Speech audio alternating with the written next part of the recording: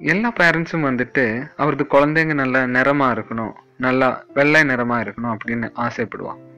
இதுக்கோசரம் அவர் என்ன பண்ணுவான், wife pregnant ஆயிருக்கும் போதே அவருக்கு குங்குமப்பூவு அந்த மாதிரி என்னென்ன சாப்பிட கொடுக்க முடியுமோ அதெல்லாம் கொடுப்போம். இனி குழந்தை பிறந்த பிறகு கூட நமக்கு வேணும்னா அவர் நிறம் அதிகரிக்கிறதுக்கு சிலது செய்யலாம். ரொம்ப லைட்டாகி சுடு பண்ண ஆயில், அது தேங்காய் எண்ணெய் வேணும்னா யூஸ் பண்ணிக்கலாம், ஒலிவ் ஆயில் வேணும்னா யூஸ் பண்ணிக்கலாம், பதாம் ஆயில் வேணும்னா யூஸ் பண்ணிக்கலாம். ரொம்ப லைட்டாக சுடு பண்ணிட்டு குழந்தை பாடி ஃபுல்லாகவே மசாஜ் பண்ணிக்கலாம். ஒரு 5 நிமிஷம் இந்த மாதிரி மசாஜ் பண்ணி வச்சுட்டு நமக்கு நார்மல் தண்ணியில் நமக்கு அவரை குளிக்க வைக்கலாம். இது வந்துட்டு ஒரு பிறந்து ஒரு 3 மாதத்துக்கு அப்புறம் தான் பண்ண முடியும். இனி அதை விட்டால் இந்த மாதிரி தேங்காய் எண்ணெய் வச்சுட்டு நம்ம பாடி ஃபுல்லாகவே மசாஜ் பண்ணோம். அந்த டைமில் வேணும்னா கொஞ்சம் ரொம்ப லைட்டான அளவில் மஞ்சள் பொடி கூட வேணும் யூஸ் பண்ணிக்கலாம். அது நேச்சுரலானது, கடையில் இருந்து வாங்குறது கிடையாது, பேக்கெட்டில் வாங்குறது கிடையாது, ரொம்ப நேச்சுரலாக கிடைக்கும் அப்படின்னாக்க மட்டும். அதுவும் நிறம் அதிகரிக்கிறதுக்கு ஹெல்ப் ஆகும்.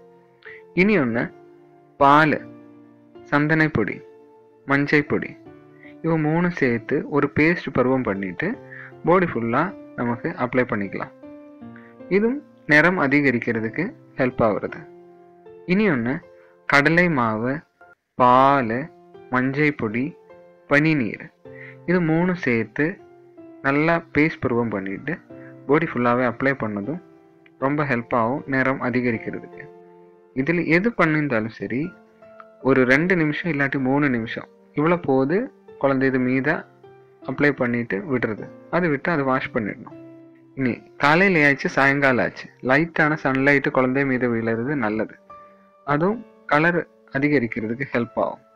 இனி ஒரு 6 மந்த்ஸுக்கு அப்புறம் கிரேப் ஜூஸ் வேணா கூட கொடுத்துக்கலாம்.